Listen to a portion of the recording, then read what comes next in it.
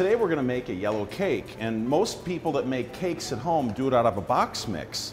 Now that's okay if you're short for time, but today I'm going to teach you how to make a yellow cake which is made with vanilla from scratch, and it's going to be really delicious. All right, so after the cinnamon rolls are baked, then the best part is you get to eat them all today.